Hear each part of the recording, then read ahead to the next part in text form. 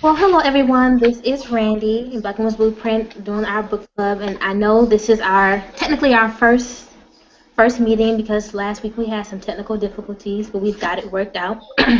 Again, my name is Randy, and I'm from Atlanta, and I'm an intern for Black Women's Blueprint for the year, and I will be moderating with you tonight. Usually it's both me and Michelle co-moderating, but today it's my turn.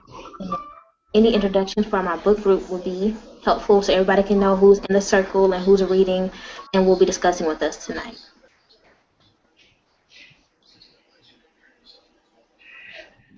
Hi, I am Michelle Odom. I'm here in New York at the Black Women's Blueprint offices. I am joined by one person. Avril, I'm sorry I didn't get a chance to read the book since I wasn't aware of what was being read. I need to turn off the YouTube page. Give me a second because it gives you the delayed sound. Okay. Anyway, we spent some time over the week trying to figure out, once again, how to get people into the space. I think we have figured it out.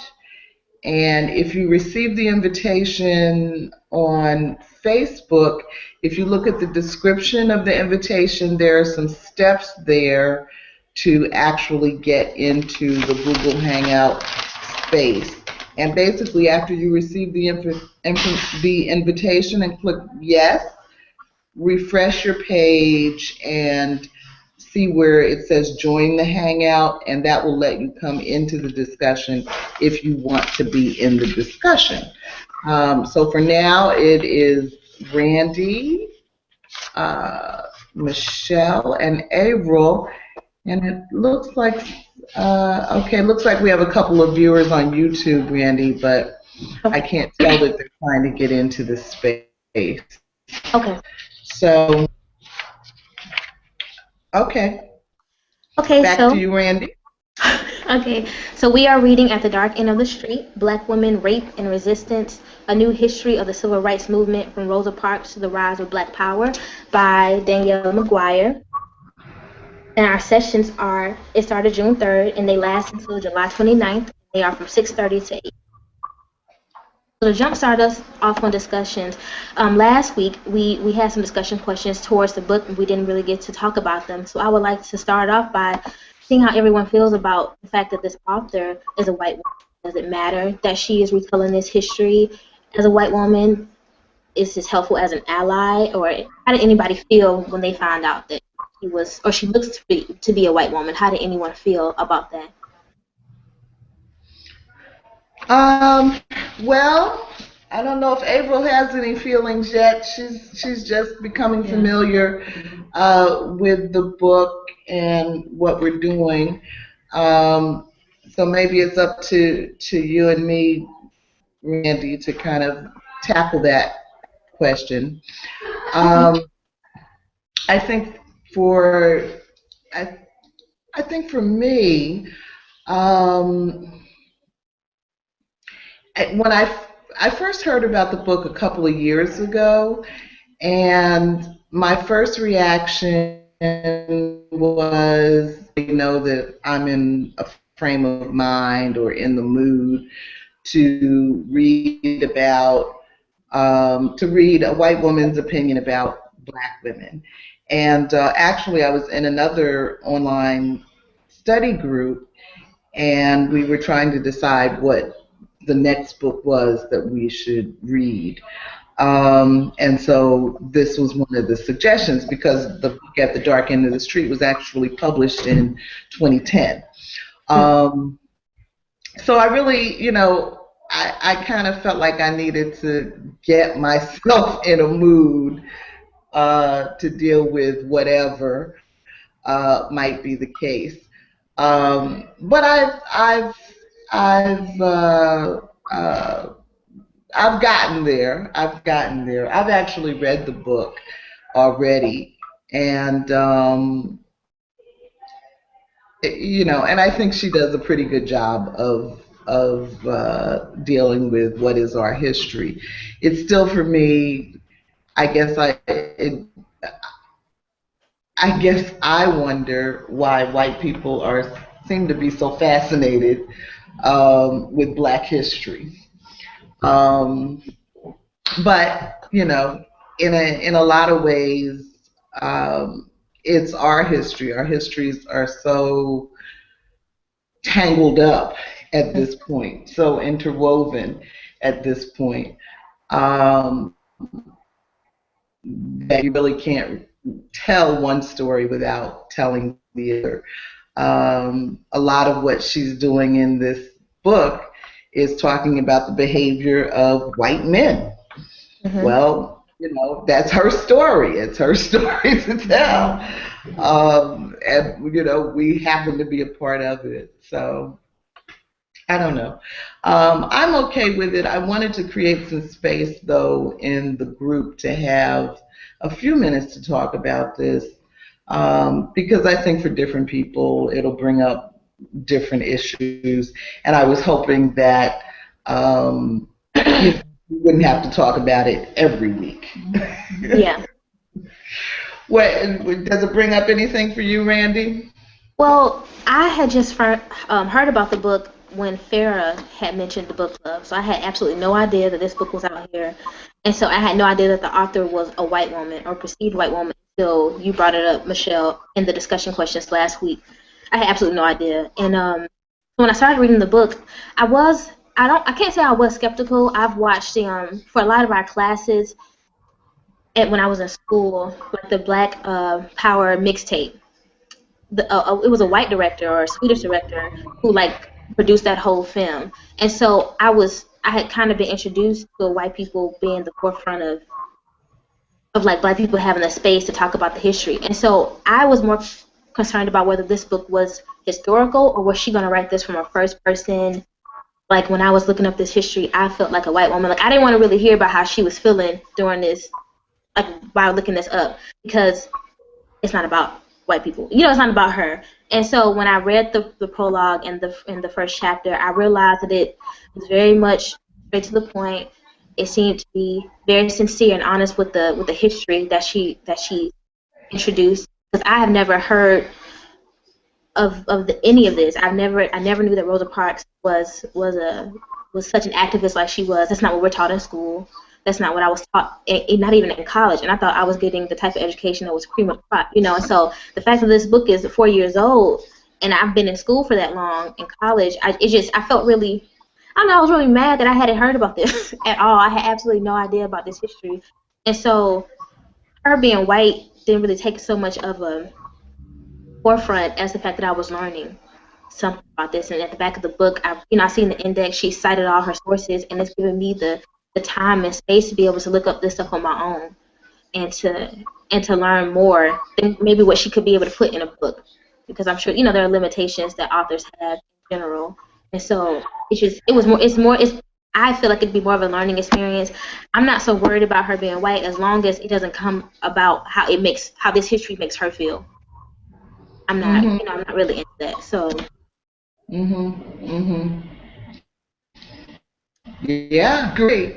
April, do you have any thoughts about that? Just move on over a little bit. Well, it's very interesting because I've never heard of this book, and I wish I was aware of what was being read, and just the fact that this person is a white person who's giving her honest perspective on the rape culture of white men. I feel like I'm missing out on a lot, and I really should have to take time and read this book. And also, I'm questioning why has African experience has been eliminated from the curriculum, the American educational system. Right. It could be a number of reasons. The shaming of our history. Wanting us to feel very shame and ignorant about our own history. That could be one issue. So I feel right now I'm feeling a little bit cheated. Yeah. And I wish I knew more. I mean, when I first came to the United States from Guyana, my parents really forced us to learn about African American experiences. I've read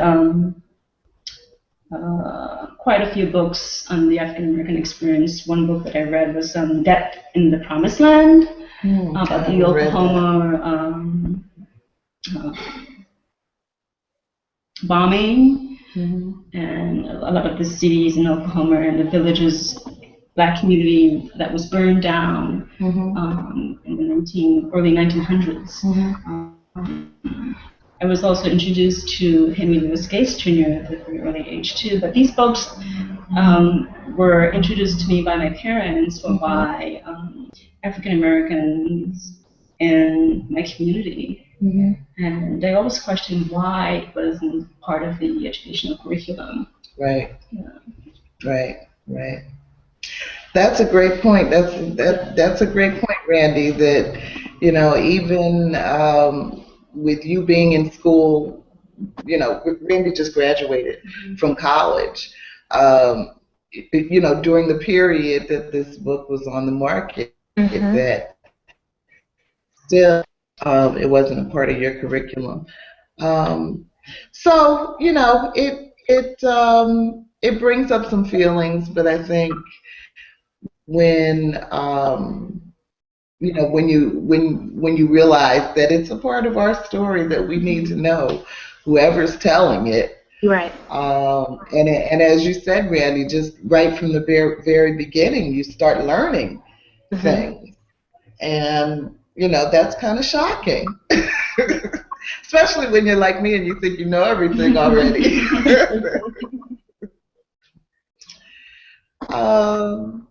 So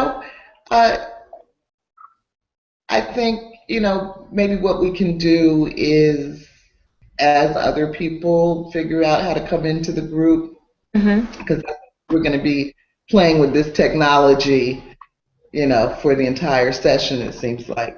We may just have to create a little space for people to air whatever they're feeling about that. Okay. The author discussed in the beginning of the chapter why she focused on the rape of African American women by white men. She's No, She never she says. she doesn't talk about her own motivations, which is one of the things that makes me wonder what they are. She's a historian, though. This is Dr. Danielle McGuire that we're talking about. Yeah. So um, it is a valid subject for a historian. So I don't know, Randy. Why don't we move on?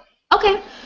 So now we are going to go into the discussions on the prologue in chapter 1, They Kill Me If I Told, and I created some bullet points about the prologue in chapter 1 for people who probably didn't get to read it all or who just wanted to focus on main concepts. And so, Michelle, if you think it's okay, I can read through both and see for people maybe who haven't finished it or Yes, good idea. Okay. So for the prologue, the key points that I thought were uh, important, in the prologue we get introduced to Reese Taylor, who is a black woman who was gang raped by 6 white men after leaving church, and this is how we are introduced to Rosa Parks, who as an activist and not just as the woman who refused to get off the bus. 10 years after this incident happened. We learned that Rosa Parks was a militant race woman, a sharp detective, and an anti-rape activist long before she became, like I said, the patron saint of the bus boycott. We learned that the interracial rape of black women was a strategy white supremacists used to instill fear, order, and to quiet resistance from black people.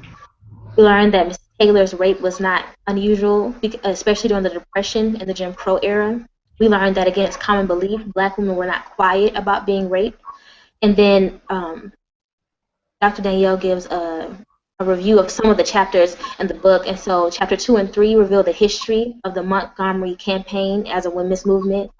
Chapter 4 exposes the power of sex in maintaining the South's racial hierarchy. Chapter 5 discusses Betty Jean Owen's trial, who was a black college student gang raped by 4 men. Chapter 6 challenges the dominant historical narrative of the Mississippi freedom struggle, documenting black women's resistance to racial and sexual abuse. And Chapter 7 documents how white supremacists in Selma and across the South used the rhetoric of rape and miscegenation to resuscitate and revive massive resistance, underscoring the importance of sex and sexual violence to maintain white supremacy. So, Michelle or Avril, did anyone have anything to say about the main key points that I've just discussed in the prologue? If not, I can go into chapter 1.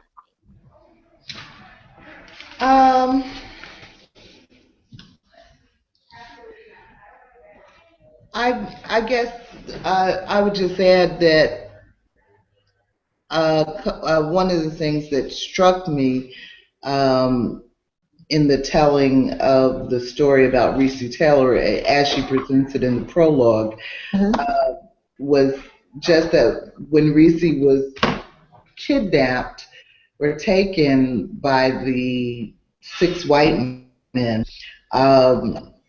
she was walking down a dark country road late at night with her 61-year-old friend and that friend's 18-year-old son. And so a lot of what stayed with me was what that must have also felt like for them. Right. And the fact that we are taught, at least as women, part of rape culture is, don't walk alone. And she wasn't alone, and she was still kidnapped. So that was a big, that was hard to read as well. She was with somebody. With a man at that, legally, he's considered, the 18-year-old was considered a man. So she was still not protected. So I thought that was something. Yeah. Okay. So chapter 1, key points, titled "If They Told Me, They Kill Me If I Told." First point, we learn of Rosa Parks' family, her father, James McCauley, mother, Leona Edwards, and her grandparents. Her grandfather played a very instrumental role in her being such an activist. We learned that shortly after Reese Taylor was kidnapped, her family and community worked to save and find her.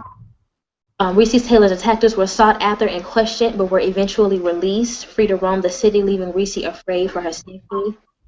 We learned that the Scottsboro case of Alabama was able to fuel the fire of Recy Taylor's case, as Alabama now had a bad reputation and were being watched nationally. We learned that soldiers abroad were angry at the mistreatment of Black Americans. They threatened indifference while fighting if the freedom and protection they were fighting for globally was not returned in their home country. We learned that Rosa Parks worked with the NAACP and a network of other newspapers, organizations, and activists across the country to get Recy Taylor's attackers indicted. Recy Taylor was able to have her attackers go to court twice, the second time with more evidence than the first. With a jury of all white men and a white judge, the men were never indicted. Recy Taylor and her family were moved to Montgomery and her husband given work because they were no longer safe in Abbeville. Throughout the chapter, we learned of other women who suffered interracial rape, usually by gangs of white men, who were raped after believing their assailants would give them work or offer them rides home. By the end of the chapter, the NAACP and other organizations must move on from Recy Taylor's rape and focus on others. We are reminded that Recy Taylor's bravery to speak up sparked a movement that would highlight the sexual violence bestowed on Black women during the Depression, Civil Rights Movement, and Jim Crow. So anything from those main points from chapter 1? Yeah, the one of the really striking things for me, I thought it was a bit laborious, the whole family history of Rosa Parks, family tree and everything, but what was really great about it was that it showed, just as Avril was just saying, it was in her family and it was in my family, where the sort of basis of our political education was found.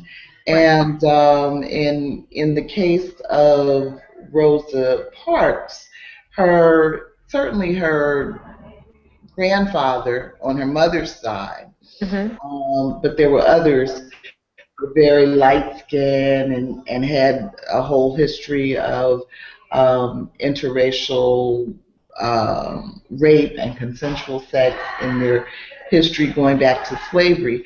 And so her grandfather on her mother's side had a real hatred for white people, even though he often passed as one. But he's the one that really instilled in Rosa the sense that you don't take bad treatment from anybody. Right. And so, yeah, I thought that was a real key point of the chapter. I was just very happy to learn so much about Rosa. It was a lot, she got into the family history, to me sometimes mid-sentence, of talking about Rosa or about a certain family member. But again, like I said, I hadn't learned much about Rosa at school, or had ever thought to take initiative of my own, because I thought that what I was learning was important.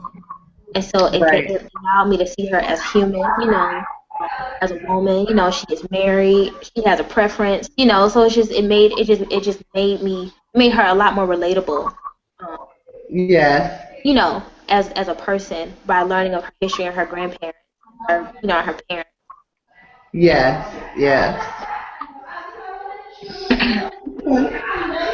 You want to move on to questions? Yes. Okay, so I have 6 discussion questions that I've written. We don't have to go in any order. Michelle, I don't know if you have it up on your end. Yeah, we have them here. Okay.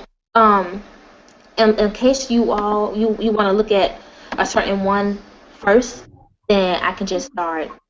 Your choice. Okay. So we talked about it a little bit, but I guess I'll start with the first question. So what were your initial thoughts? Michelle, I know that you've read this book before. I don't know, Avril, if you were able to finish, or I don't know how far you got, but the initial thoughts of learning of Recy Taylor and Rosa's involvement as an activist. Were you surprised? Have you learned this history concerning Rosa Parks and her work against sexual violence before? And I stated, I never have. I had actually no clue. But I tend to realize that whatever's kept quiet, probably kept quiet for a reason. So the lack of women that I've learned about concerning the civil rights movement, any of the movements in terms of Black empowerment, always stood out to me. And so I always knew something was missing, because I know enough men to know that men didn't do it by themselves, because they can't, So So I was very frustrated. I felt very cheated. I felt very stupid, for not thinking Yeah. that, for not demanding that somebody tell me something. It just never occurred to me, and it really scared me about how much I really don't know still, Yeah. So Yeah. it was definitely an eye opener. The first chapter in the prologue. Yeah. Yeah. Well, don't be scared by that. You're going to be learning forever, hopefully. Yeah. Um, um, yeah. What's the question? What were your initial thoughts of learning of Reese Taylor and Rosa's involvement, and were you surprised? Yeah. Well, I had not heard of Reese Taylor's situation really at all. Actually, I had heard of her just recently. Um, One of the things that Black Women's Blueprint does is an annual event called Mother Tongue Uh-huh. Monologues, sort of like the vagina monologues with a Black woman's flair. Mhm. And so we've done it for 4 years, and each year it focuses on something different. So this year's event was focused on sexual violence, Mhm. and several women that have experienced sexual violence gave their testimony, and there were some actors that read different pieces, poetry, and all that kind of thing. So one of the actors did read an excerpt from this book about Reese Taylor. But at the time, and I'm talking just a few months ago, at the time, that was my first time hearing of Reese Taylor. And, obviously I had heard of Rosa Parks, but I really did have the image of, the famous, iconic image of her sitting on the bus. Mhm. Yeah. Like the one story of Rosa Parks. Yeah, yeah. And I really didn't know about her law. I did realize I had learned somewhere along the line that really there was more to the story than her just being tired one day and Right. telling me to sit down. Um, but I got a lot more detail from this reading about exactly what kinds of things she was involved in, and so it was very illuminating. Yeah, yeah, and surprising. It kind of Uh, makes you wonder also, like, what other lies are there about the teachers have told us? What other lies yeah, about our own history just has right. been eliminated from the educational system? Or just continue to, Yeah, well, because, what's there? There's an expression, something about the lion. The lion telling the story. It matters who's telling the story, Right. which is, I guess, one reason why it brings up feelings that we have this white woman telling our story. But, you know, certainly we can't expect white women or anyone else yeah. to tell our story our way. So yeah, it was surprising, Randy. Yeah. Yeah. Okay. So how frustrating was it for you to see how much work it took across the country to bypass local authorities' indifference and neglect concerning Reese Taylor and the other woman we learned about? You know what? Before we go to that question, I also Mhm. wanted to say um,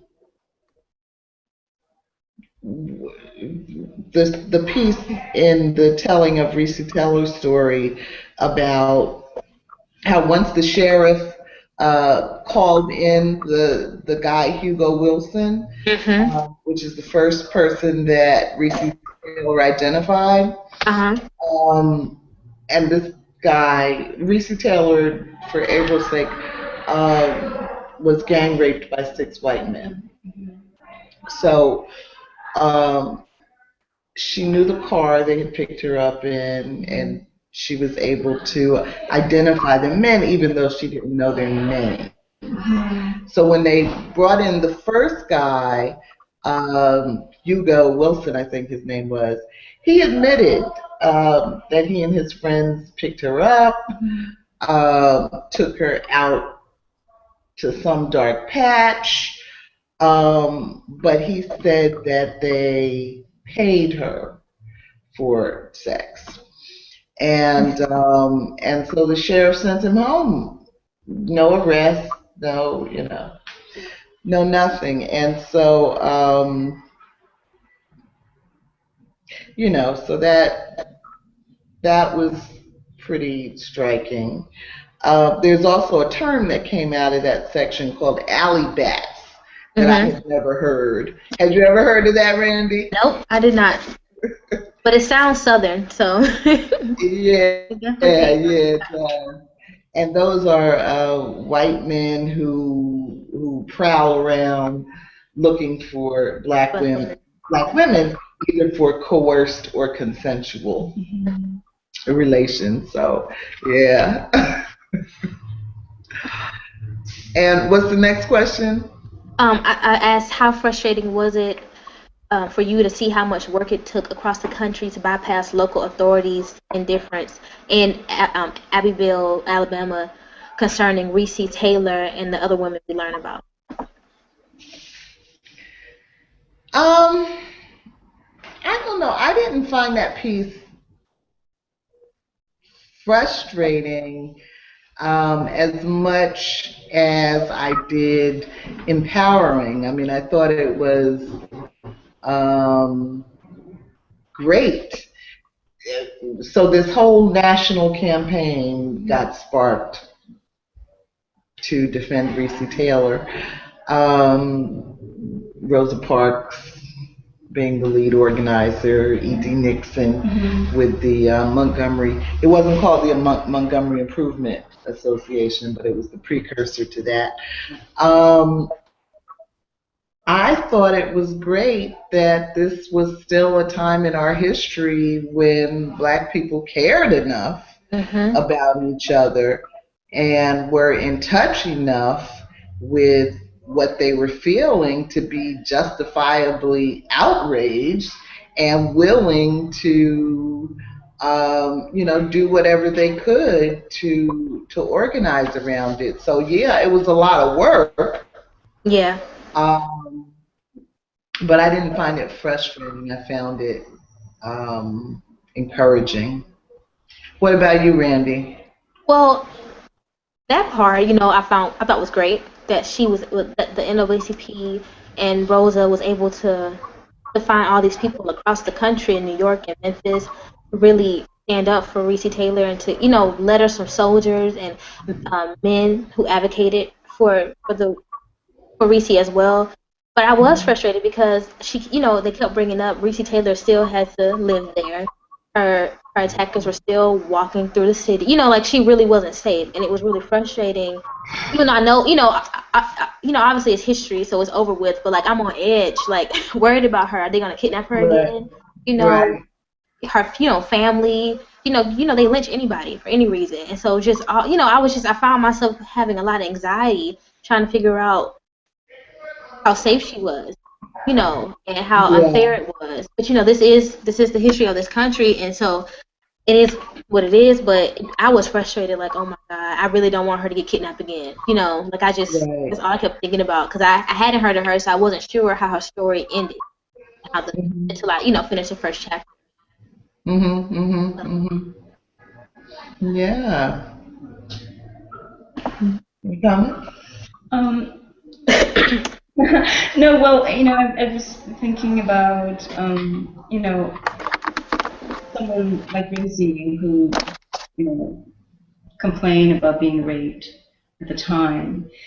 And I wonder often how white women felt about the rape of someone of another race, or even have what was so discouraging for them to even acknowledge that they themselves may have been raped by white men. So I think about those questions and wanted to know, why they themselves maybe the courage to come forward and say, I'm a woman who experienced rape, and this is wrong. Why were they so afraid to even acknowledge that part of their experiences as well? White women? White women at the time, because I'm sure they have, there's some, they can maybe relate to some of the experiences that are similar. Right. The raping of black women, I'm sure. Yeah. So that's the only question that comes up for me. You have any reaction to that, Randy? She asked why white women were silent and how they must have felt hearing about the rapes of black women. Yes. Well, in the book, a few white women came out and white men came out and try to advocate for Reese, but not in a sense of standing up for her. But at one point, the sheriff and people had started saying that Reese was a prostitute and they hung out with bad people. And you had some white women and white men who were like, "No, I know her. She's a good Negro." So in that sense, they spoke, But even then, there's definitely some racist undertones under that concept of being a good Negro woman. And I don't. The silence of white women didn't really shock me. I think maybe going to a predominantly white college traumatized me. So I wasn't really shocked to find that white women were silent at all. And I think that the fact that black people and at this really black women were seen to be less than and at the bottom of the bottom, you can't really feel bad for somebody being raped if you don't think they're women. You don't think they're human. And so I didn't really. So the silence of white women didn't really shock me, especially during that era when we're not even considered whole people. So I just thought it was the usual when I read that black people had to advocate so loudly and nationally because people in the town, white women and men in the town wouldn't speak up. So. Yeah. Yeah. It's a mess.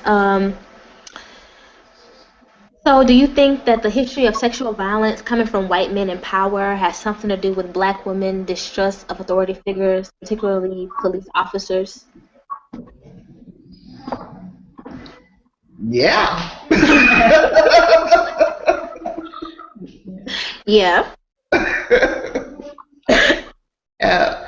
Absolutely. As I mentioned earlier, the sheriff knew who the perps were. Right. They admitted it.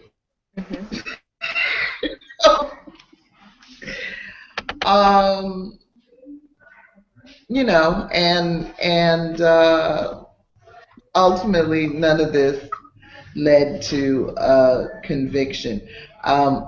They did eventually arrest them, and there was a trial, but none of it led to a conviction. Right. So yeah, we don't have much in our history that would make us think of the police or authority figures as sources of justice or fairness or safety, or any of that. Right. I asked that question because it just made me think of for my IS. I looked at how, which is a senior project that all seniors have to do. I chose to look at how lynchings provoked internalized racism, but and what the constant rejection, death did did to our psyche.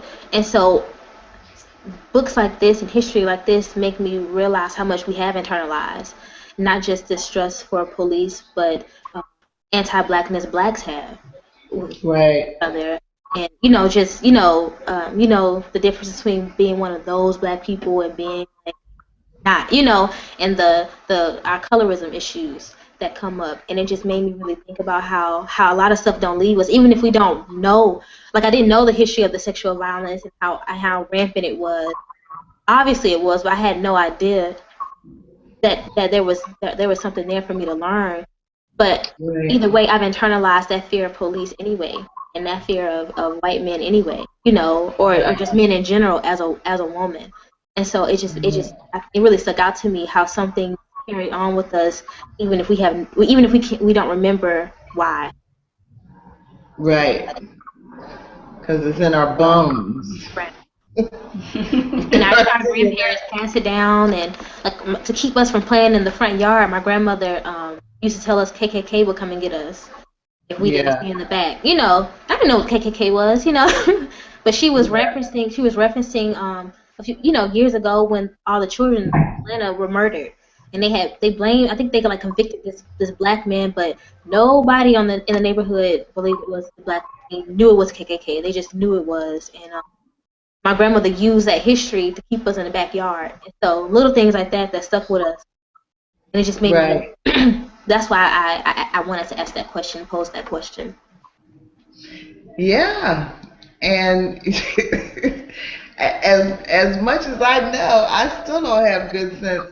As you were talking, I was remembering an experience a couple of summers ago. I was staying with a friend down on the eastern shore of Maryland, and I had gone out for a long walk on a hot summer day, and as I was on my way back to her house, a white man in a black SUV pulled over and asked me if I wanted a lift. Now I'm about to pass out from the heat. I don't have any more water. I just wanted to get home. And yes, I'm ashamed to say, I took the ride. And it was fine. He dropped me off. There was no problem. But boy, did my girlfriend and her boyfriend give me hell. Right. After that, I hear all about the KKK's history on the eastern shore of Maryland and all that could have happened to me. But yeah, we've got this fear that we live with, and we don't even always know where it comes from. I think I'm right, like, talking about it now. I'm realizing my own fear of traveling within the United States. And I think part of it has to do with the history of white supremacy and how they've treated people of color, Black African Americans. And that could be one of my fear of, going to a city where, people still have share these same ideologies of white supremacy and have to be safe. Right. Yeah. Right. So it's making sense now why I haven't, taken the initiative to travel. I've always traveled outside of the United States because of the history of our people. It seems like there's a positive history when they travel or their experiences in other countries. It's always positive, not within the U.S. Yeah, and that was one of the things shocking to me about when Reese Taylor got picked up. Reese Taylor was 24 years old. She was with her 61-year-old female friend and the friend's 18-year-old son. They left church around midnight and were walking down a dark country road. And I don't know, I guess you did things like that down south in, what was it, 1944? Yep. But that to me was shocking. I mean, I can't imagine being on a dark road. dark country road now, in this day and age. So, Randy? Okay. So, do you believe that there has been a shift in sexual violence? Are more black men and men of color attacking more black women and women of color than whites? Do you think this history of sexual violence has something to do with this violence in general? Oh, you first.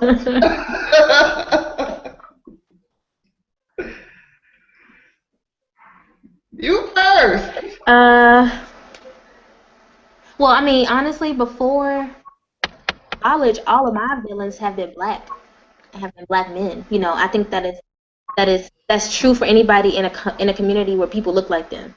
I think that violence from um, white students that I went to school with felt very different than violence from the black people I encountered while at home before college, but it was still violence. Um, my attackers have been black, um, not white, not sexually, you know. But like, and again, I wasn't a predominantly black.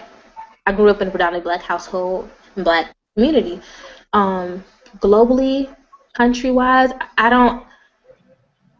I hear more about attacks coming from men of color, from black men, than I do from about white men attacking um, women of color and black women. And I don't know why. And as you can see in the book, they black men advocated and they protected as best they could, considering they were also black and could be killed for their resistance as well. And now, I don't know. I think that, like I said again, a lot of our sadness and hate has been turned inward, and we don't advocate and protect like we used to for one another. And maybe that's why, people get sick of make. Reese Taylor went through 2 trials, and her attackers still weren't indicted.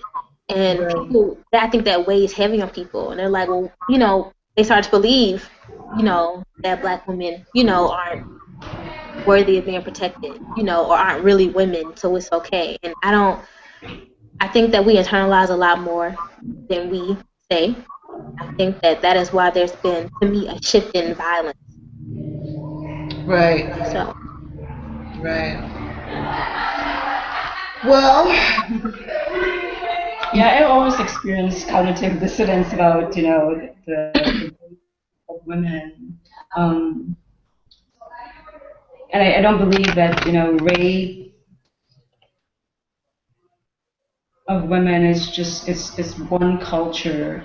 Um, I think, sometimes I question if it's something pathological about men who just, it's part of their DNA. I don't know.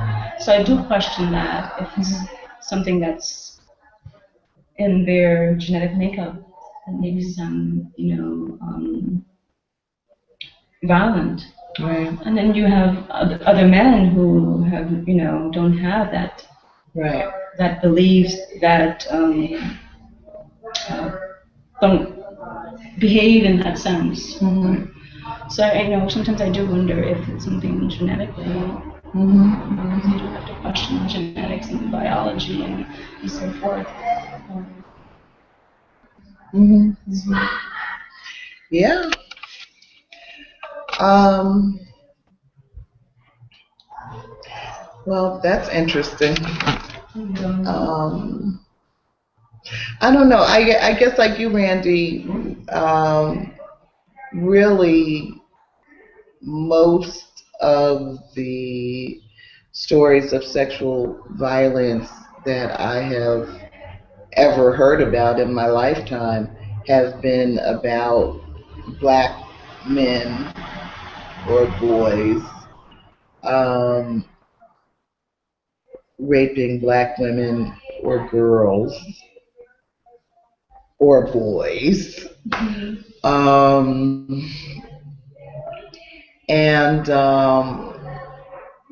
and I did find it shocking um, to entertain the thought that something actually happened to bring a stop, it seems like, or to slow down significantly white men's rape of black women. And it makes you wonder if that's true. You know, are white men still raping black women and we just don't hear about it anymore? Or is it on a different level? We really, micro level, we can't really quantify or identify. Right. So it may have taken a different form, different shape. Right. Right. But it almost seems as if all of the activism that occurred around black women being raped, and this book goes up through the mid 70s. I don't know if you know of the case of Joanne Little. That is one case that I actually remember living through in the mid 70s. And so I don't know of any other famous cases of white men raping black women since that time. I don't want to say that there haven't been any, because I don't know, but really all what I hear about are black men raping black women, and Avril raised the point about genetics, and I guess I've never really thought of it as a genetic problem. And I think, what concerns me about that is the way white people have tried to use genetic arguments to describe black people as subhuman and, all of that. But so I guess I'm more inclined to see it, I think, as you do, Randy, as our internalized hatred, self-hatred. So we have, all of this brutality that we experienced during the slavery years and the Reconstruction years and the Jim Crow years, and it's to a large extent as if the white man succeeded in convincing at least some segment of black men that black women are just not worthy of protection. So it's a difficult. Yes, it's very complex because you think, even before slavery, what women, experiences like. Is there a rape culture prior to slavery? I don't know. So, I'm sure there's empirical data that's out there, research is out there, but we haven't really addressed it or even look into it, examine the history of rape prior to slavery. Well, certainly white women experience rape even today, so it may be. In the book, Danielle says that rape was used, as a strategy to keep people down, and we know that rape is used for power. It has little to do about attraction. It's more to do about dominance and power. And I'm not saying that black women have not been raped by white men since she finished the book, or since the major case with Joanne Little. But I think it is interesting to look at the raping of black women from white men as a power thing, especially during the Jim Crow era, and maybe look at the reason why black men rape, which is more than likely a power thing as well for men who are often made to feel so powerless.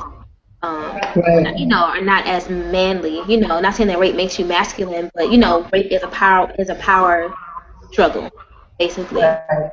Right. And I think it is interesting to see, or to ask, did white people win? Did they succeed in like breaking us? Right. But I'm sure, sadly, that even before slavery, oppression of white people, that men raped women. But I Yeah. think that the dynamic does change when you do include slavery and Jim Crow, Reconstruction and Depression era. Um, so something to think about.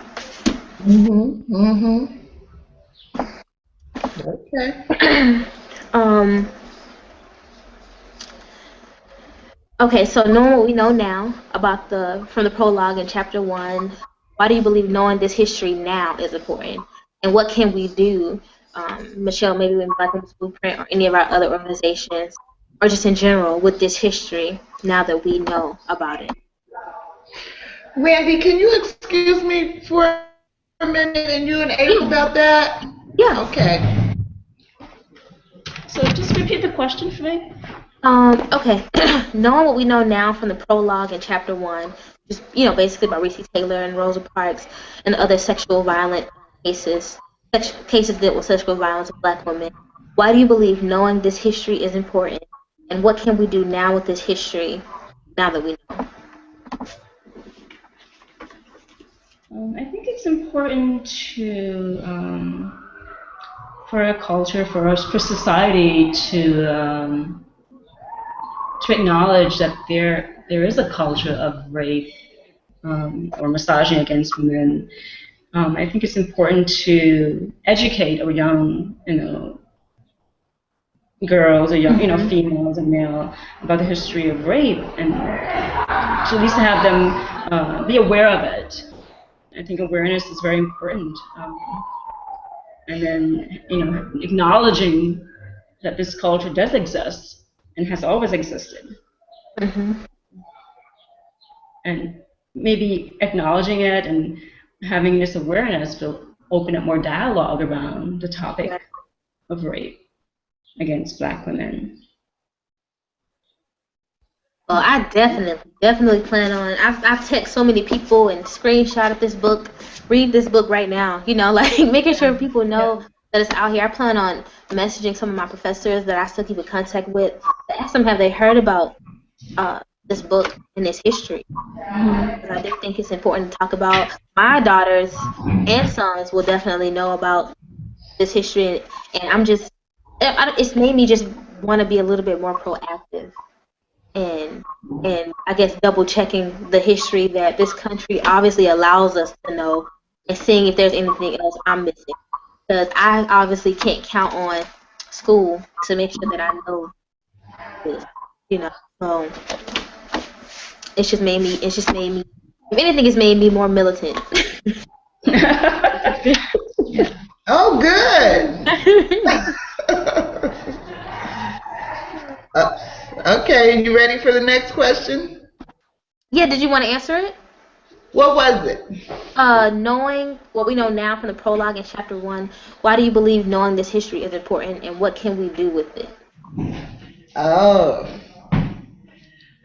Um,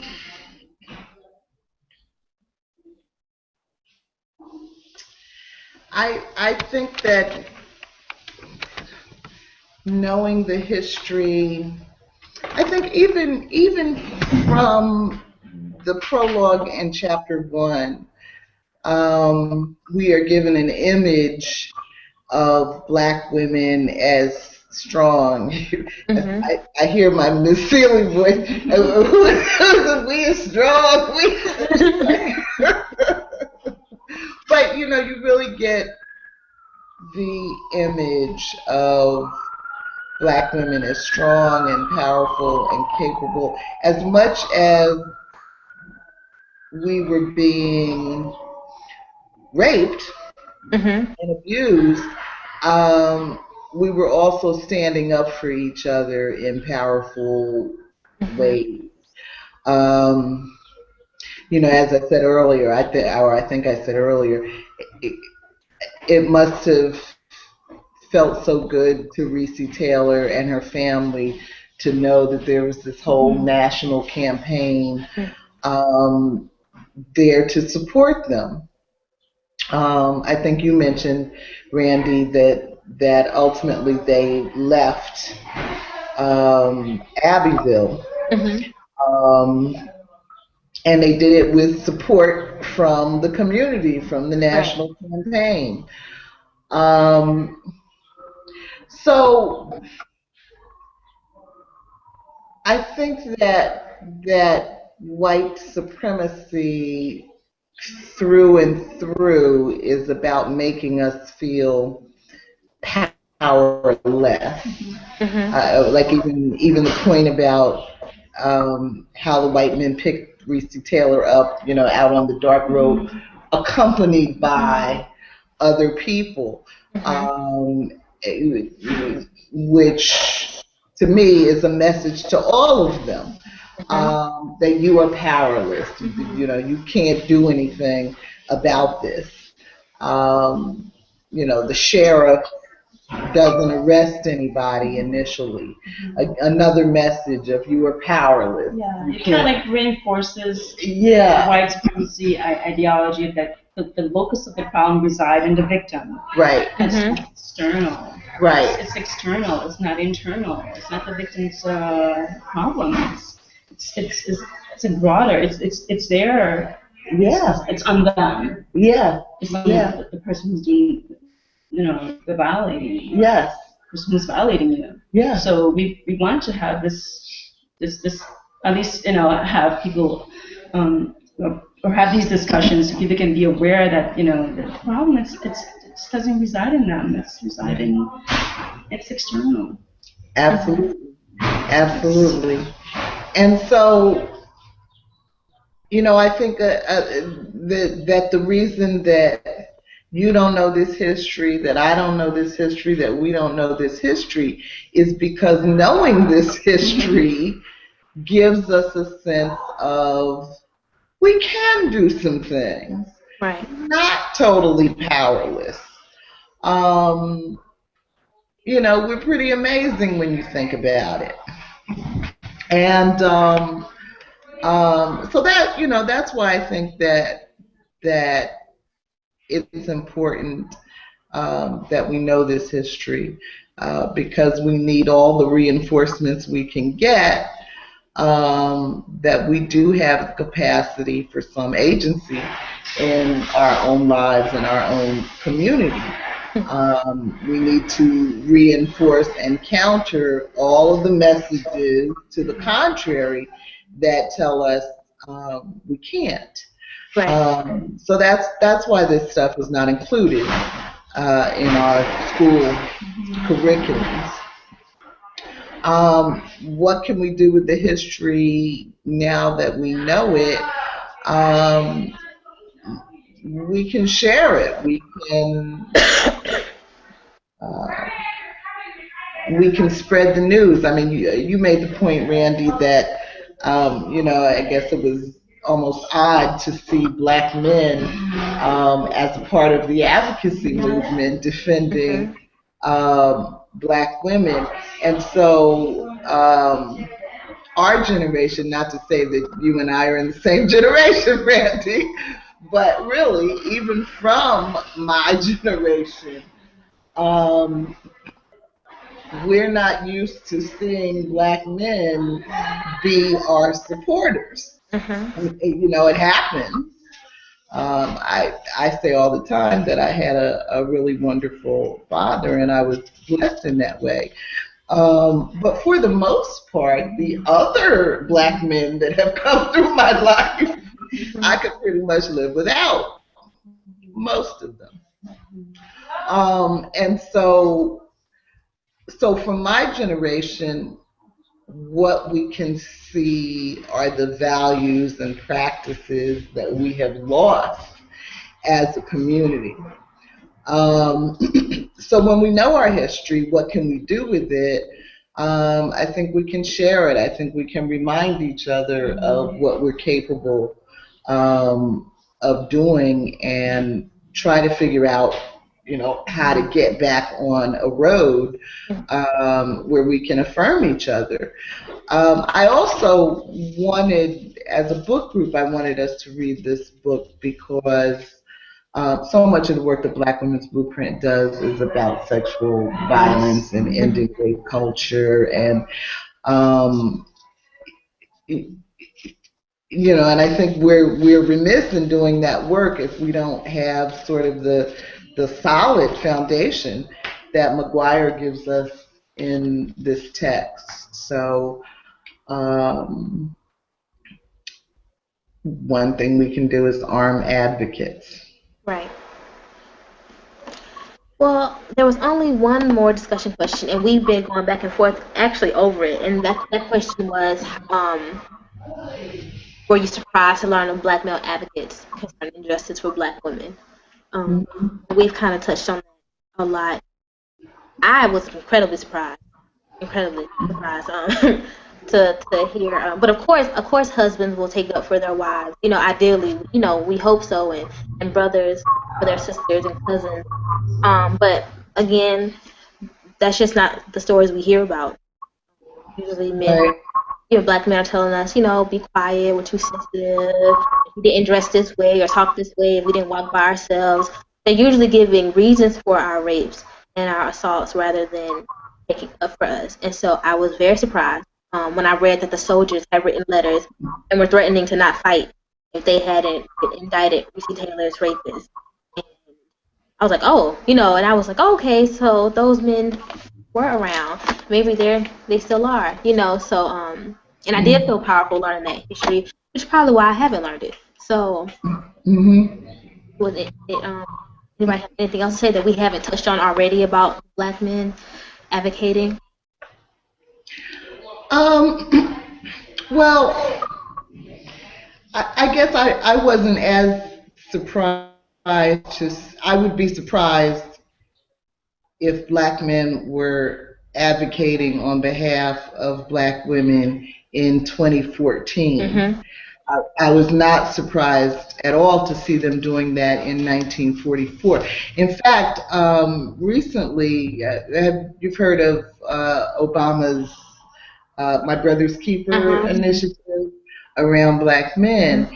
And there's a group of 200, I think, Black men who wrote a letter to the administration saying that they believe that Black women and girls should be included in the concerns of the initiative. That was shocking. That was shocking to me. It felt good. Like why they're invisible. Yeah. But because of where I fall on the timeline, I still have vivid memories of Black men who were strong and protective, and that's not to say they didn't have their patriarchal ways, but certainly they were not the main ones disrespecting you. Now when we turn on the radio, anywhere, I don't want to say too much about it because I have not yet taken the time to listen to the entire sermon because I don't really want to. But the current controversy is about Jamal Bryant using the line "These hoes ain't loyal" in his sermon, and which is, I think, a Chris Brown lyric. So, I know we shouldn't say too much if we haven't listened to the sermon and really know the context, but, it does make me wonder, well who's the leader? Is Chris Brown the leader? Or is the preacher the leader? I mean, where is it safe for a Black woman or girl to go without feeling like she may be verbally assaulted, if nothing else, by the Black men in her life? Even the Black men in leadership positions. And so no, I wasn't shocked by the 1944 black men who were standing up for black women, but I was saddened to know how much we have lost since then. The ones who have so much, hatred for black women, you have to question, where is this behavior coming from? How was it learned? So understanding where it's learned, and if it's a cultural thing, if it's a culture that was developed to continue to foster hate towards the men, right? Particularly black men. Yeah, we want to. It's definitely learned behavior. Concerned, and you wonder why hasn't it, changed, or when it's going to change, or if people are aware of it, especially the young generation. Yeah. If it's ever going to change. So that's to say. Randy? Yes. That was our last discussion question, actually. I know now that we need a moderator for next week. Okay, well, you know what? I might have another question or two. Let me see. Okay. Well, we have about, just keeping time, 9 minutes. Okay. One question is, do we generally think of black women as being powerful enough to launch national movements or spark international outrage? Yes, I think I do. You do? I do. Okay. At least I know, at least like for my mini bubble on campus, black women taking over. We irritate a lot of people, and I realize when people are annoyed with you, they tend to act quicker because they're sick of you. I think that we have the courage and the power to really to frustrate people into doing what we want, by also, and also learning. I think that we possess a trait of rawness. Can't nobody really do nothing to me. I'm black. I'm a woman. So I might as well be honest. We just tell you how it is. And I think that we have a history of doing that. With Anna Julia Cooper, Angela Davis, all these women who are just like, I don't even care anymore. I'm gonna just tell you what it is, and you take what you want with it. But I think that it's not surprising to me at all now that I know about Rosa Parks and how much she advocated for women to see that she would do that. Avril? Yeah, I think there's definitely more advocacy that's needed around the issue, and maybe one of the reasons why we don't hear too many movement around campuses, could it be because of the shame that's around rape? Women, treated themselves because they're so ashamed to even have a discussion about rape or even experiencing rape. So we have to find some ways of, having a platform, create a platform so women don't feel shame or around the issue. Yeah. And that's what we are trying to do here. I mean, I think maybe the difference is because so much of what we're looking at is black on black, rape. Maybe that's why it's a more shameful thing. Certainly it was, it's always been a hard thing to talk about. But when you look at the examples of the women in this book, it feels like knowing that they had community support and that it was an outsider that they were complaining about. not their mother, father, brother, sister, you know. But rape can really silence, women. Yeah. Because women can actually go into total silence and speak about anything at all. Like Maya Angelou. Yeah. Yeah. Absolutely. Okay, let me see.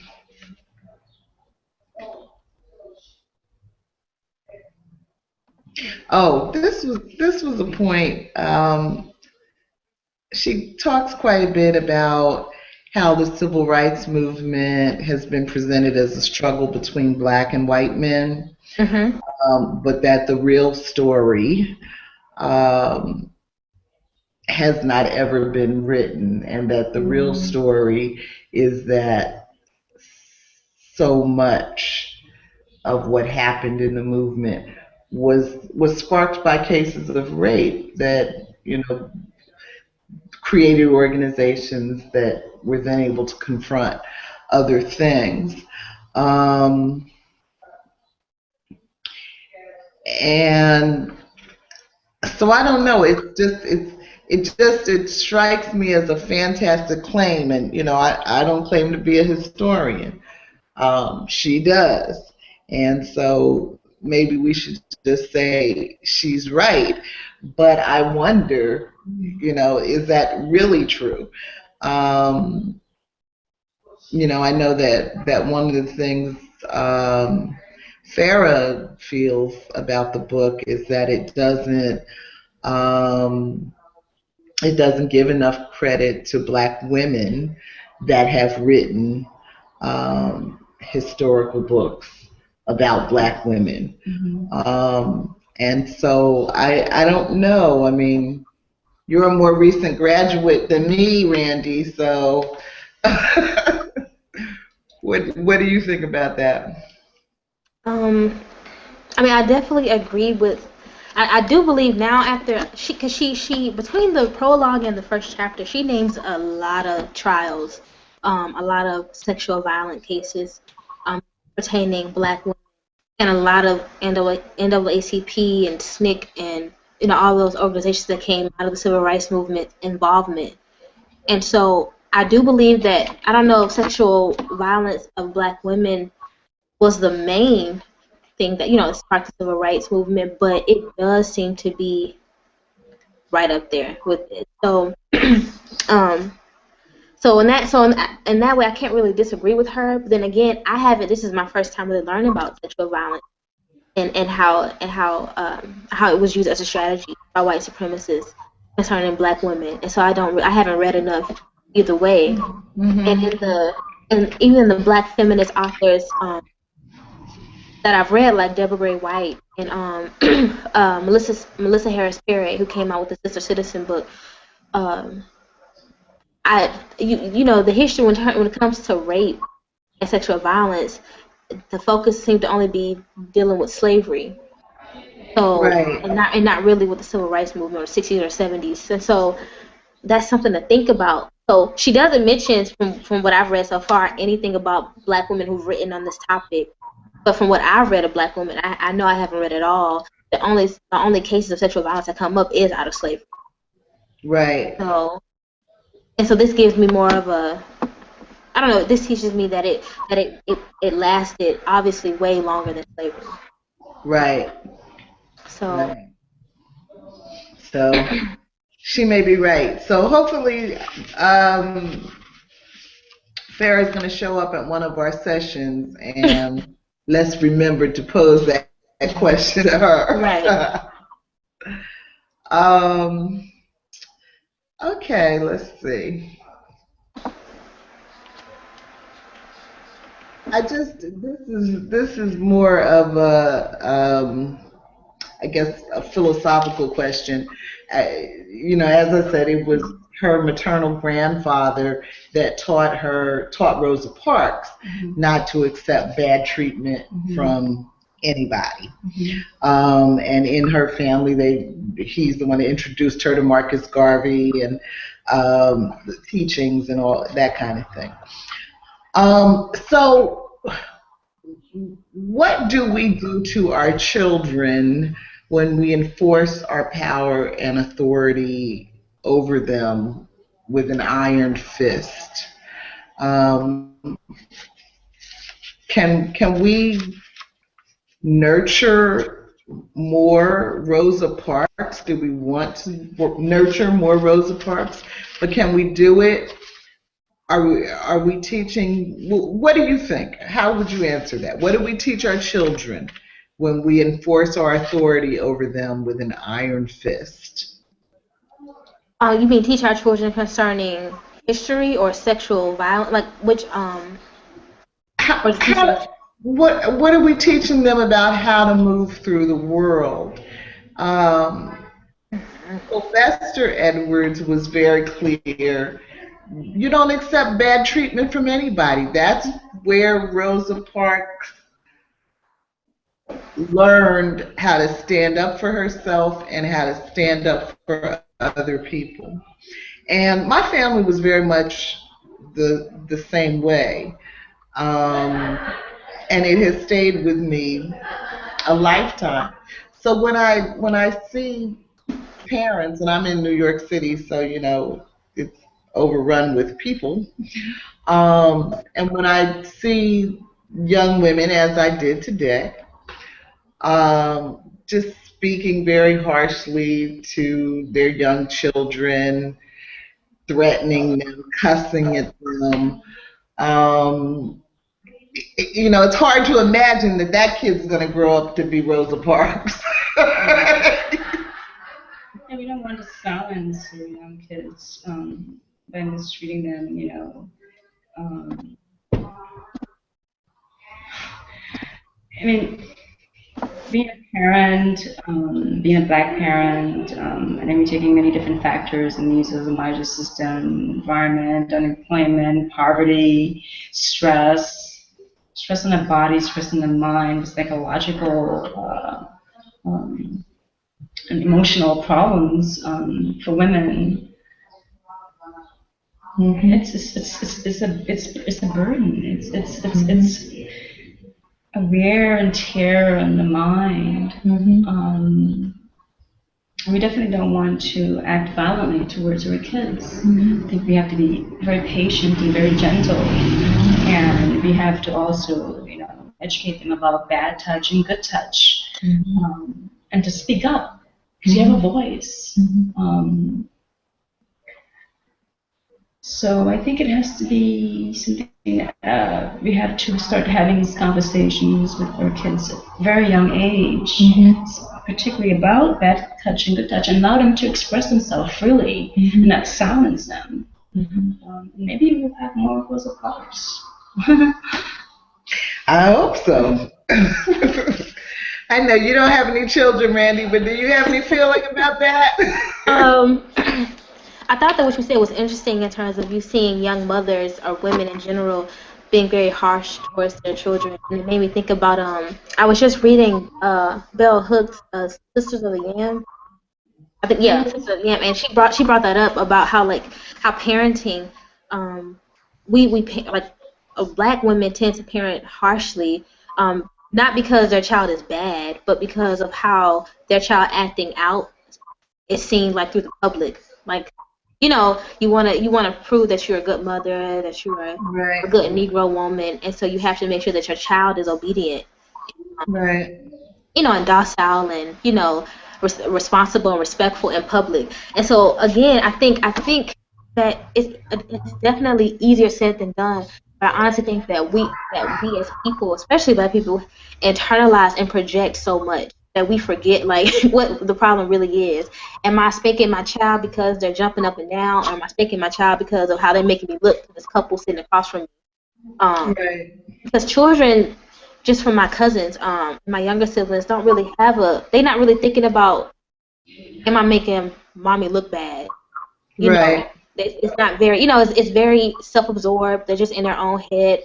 And I think that we have to be, we have to be attentive and recognize when we are reacting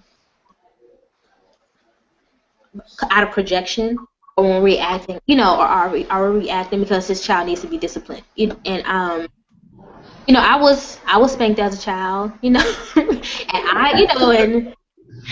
we laugh about the stories now, And you turned out great.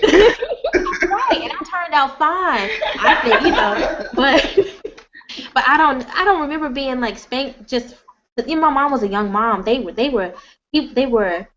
was 17 and she was 15 when they had me. And so, young parents, I think they have a lot of more pressure, and it seems, and black women, we tend to have children younger. And so there's a lot of more Yeah. pressure to make sure your child is like a good child because it's already a stereotype around you as a young black mother and young black parents. I Right. don't remember really feeling like I was just getting hit for no reason, or being yelled at for any reason. Um, and I think because they were younger, they understood when I was just being a baby and a toddler or a child, and just being like inconsiderate. I don't know. I think that in terms of this history, I plan on. I didn't really grow up with like black stuff. Like I don't know. My mom, she hated that my sister loved like Barbie dolls, like the little white Barbie dolls. But Uh-huh. I think my sister loved the Barbie dolls more because they had mansions. They had like toys and cars and stuff. And the black Barbie dolls, the hair was all like messed up and you can't really comb it.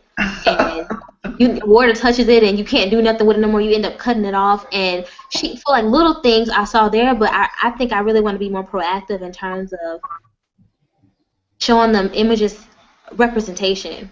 I didn't really have a lot of representation, and that's not. I don't think I'm not blaming my parents for that, because I don't think they did either. I don't think they really thought about it.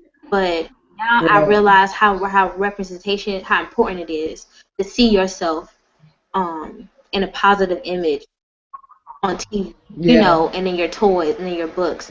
And so I think that's one way that'll definitely that I plan on doing as a mother in the.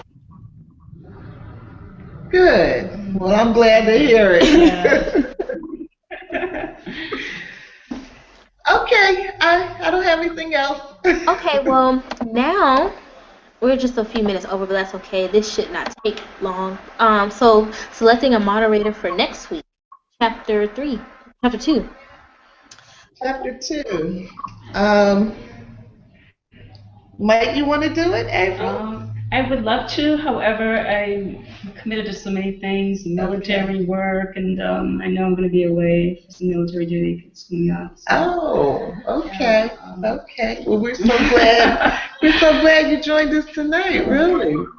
Um, and we've had a couple of viewers on YouTube, it looks like, but we didn't get anybody else into the space. So I don't know what we're going to do about that, Randy. I tried to put it Yeah. out there that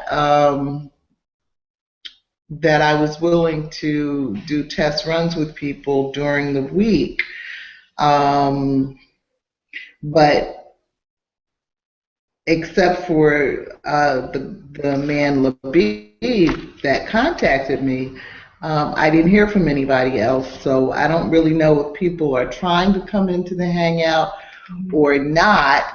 And I don't really know how I feel about just kind of being the entertainment for people.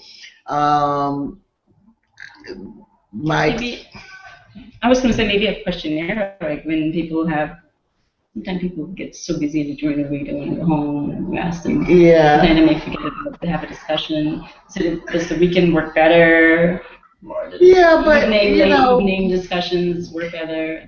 but for last week we had over 100 people that have responded yes, and this week we have 20 something that said yes, Yeah.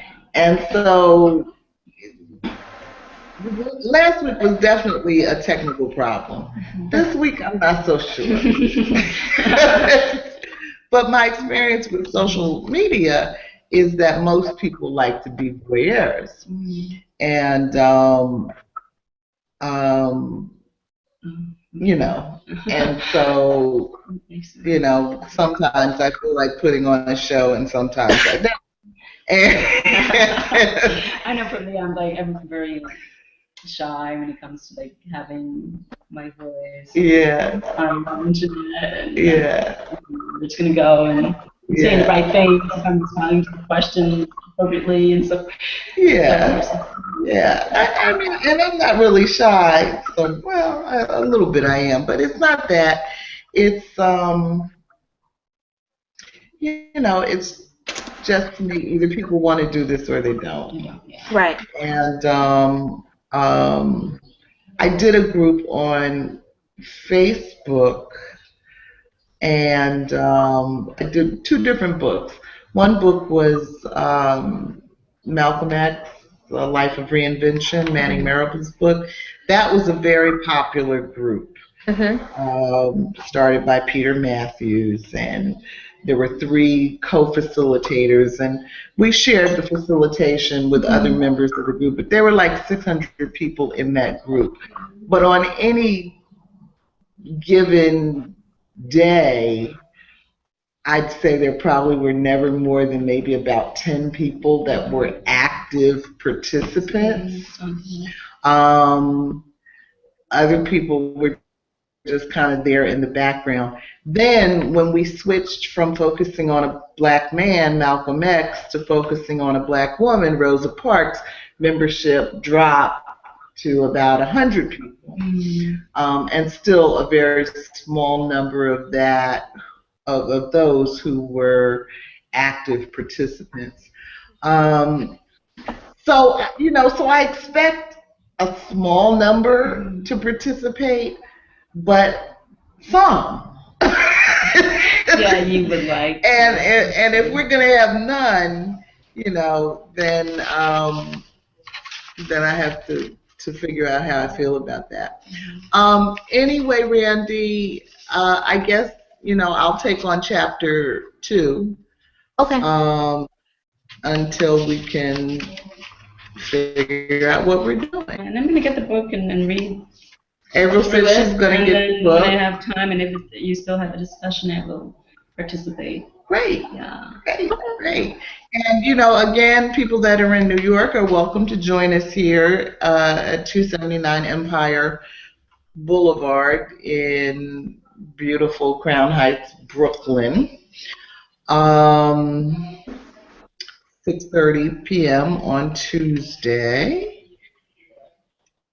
And I don't know, I think that's all I have to say, Randy. Okay. Well, this is great.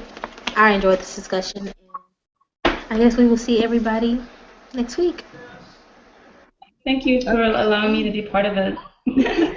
And thank you for moderating. Great job. Thank you. Wasn't a problem. I guess we can take turns. If people don't, reach out and want to do it next week, the week after next, I can do chapter 3, and we can just go back and forth. Yeah. To share some of the work. Okay. All right. We'll talk about it. Okay. All right. Good night. Good night. Good night.